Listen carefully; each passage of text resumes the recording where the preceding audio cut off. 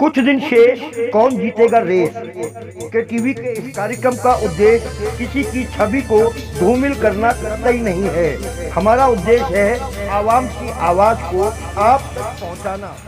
कुछ दिन शेष कौन जीतेगा रेस में आज हमारे साथ हैं आजाद प्रत्याशी अभिषेक अवस्थी उर्फ राजा अवस्थी। आदर्श नगर पंचायत से अध्यक्षीय पद को लेकर जी चुनावी मैदान में उतर रहे हैं। जी कहाँ तक सत्य है ये बात?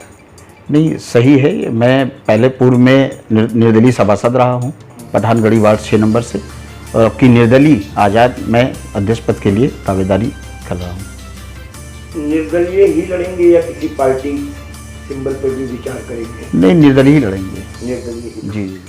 एक बड़ा प्रश्न है अभिषेक जी, जी। आजाद चुनाव लड़ने की कैसे सोची आपने? क्या रहा कि आजाद चुनाव लड़ा जाए?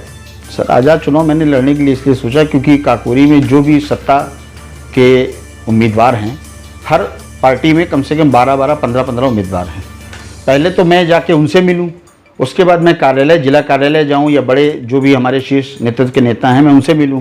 उससे अच्छा जो मैं समय उसमें बर्बाद करूंगा, उससे अच्छा मैं अपनी जो जनता है जिसके बूते पे मैं इलेक्शन लड़ूंगा और जिसके लिए मैं काम करना हूँ, मैं डायरेक्टली उनसे मिल के मैं अपने आप को पेश करना चाहता हूँ। जी। वो एक और बड़ी समस्या है, सफाई व्यवस्था जो है वो दुरुस्त नहीं है, रेगुलर नहीं हो पा रही, रोज नहीं हो पा रही है।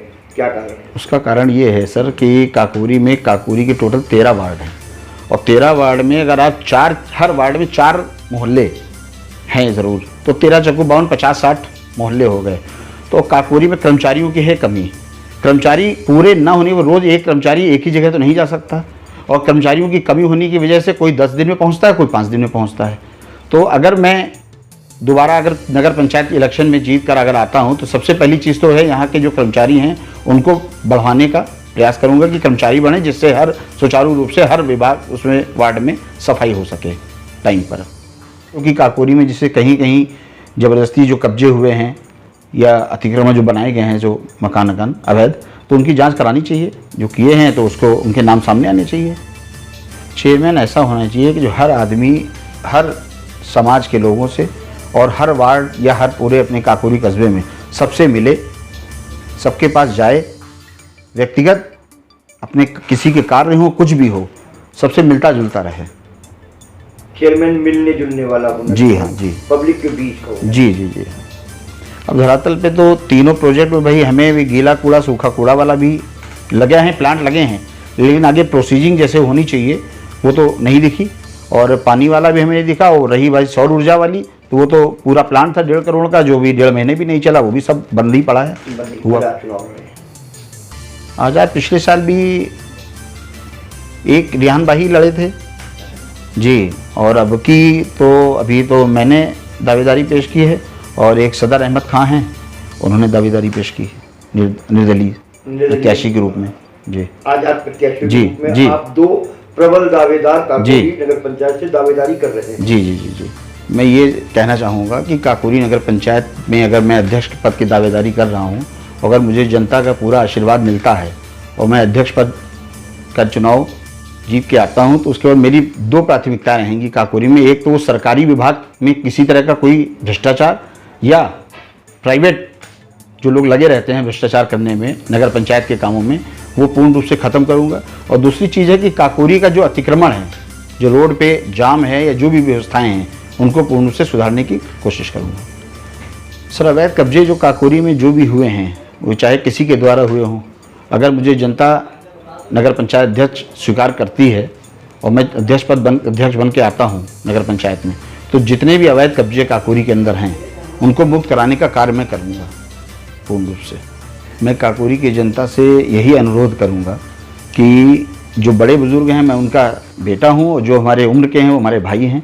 बस यही विनम्र निवेदन है कि जो भी अध्यक्ष पद का वोट डालने जाए, चुने जिसको भी चुने, तो ऐसा चुने जो सरल और सुलभ हो, जो आसानी से हर आदमी से मुलाकात कर सके और जिसकी पहुंच में हर अध्यक्ष पद हो।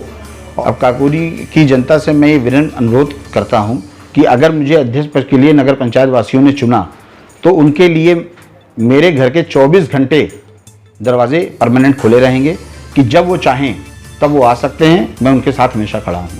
नगर पंचायत में जो चुन के आता है तो वो राजा ही होता है, वो चाहे कोई भी आए। उसकी जिम्मेदारी ये बनती है कि वो वहाँ का नगर पंचायत का मालिक है, उसको हर बड़ा और गरीब किसी में भेदभाव ना करे, हर आदमी से आराम से मिल सके, मिले, बात करे और आवाम के लिए मिलने में आसानी रहे, जिससे सरल और सुलभ कहते हैं कि आराम से जो जनता चाहे वो उससे डायरेक्टली बात कर सके। ये काकोरी में जितने भी प्रत्याशी किसी भी दल के लड़ रहे हों, वो या तो हमारे बड़े हैं, भाई हैं हमारे, या हमारे जो बड़े बुजुर्ग हैं वो हमारे चाचा जी जो भी लगते हैं। और या आम जनता से यही अनुरोध करूँगा कि इलेक्शन हर 5 साल में आते हैं और नए प्रत्याशी चुने जाते हैं, तो वोटिंग के टाइम या इलेक्शन के टाइम किसी का विरोध व्यक्तिगत ना हो, बस यही मैं आशा करता हूँ। हमारा नाम है अहमद कलीम। अहमद कलीम जी, के टीवी का एक प्रश्न है आपसे कि कुछ दिन शेष कौन जीतेगा रेस? बहुजन समाज पार्टी ही जीतेगी।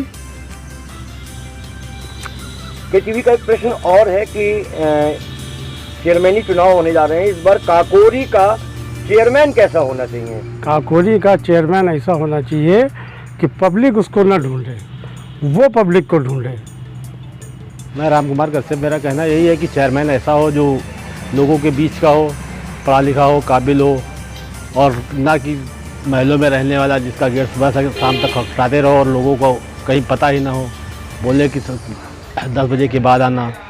और आज तक काकोरी की जनता तो ऐसी है जो लोग कहते हैं कि आज तक हमने चेयरमैन को देखा ही नहीं, हमारा चेयरमैन है कैसा। बाकी जो लोगों को आवास की ज़रूरत थी वो लोग आज भी झोपड़ी में रह रहे हैं, लेकिन आवास उनको नहीं मिला। और लोगों के घरों के ऊपर आवास बने हुए हैं, आज तक चेयरमैन ने इस चीज़ को कभी देखा ही नहीं। हमारा चेयरमैन ऐसा हो कि जो कि पढ़ा लिखा काबिल हो और जो जनता के बीच का हो। कुछ दिन शेष कौन जीतेगा रेस में आज के लिए बस इतना ही। कल आपसे फिर मुलाकात होगी, तब तक के लिए शुभ रात्रि, शब बखैर।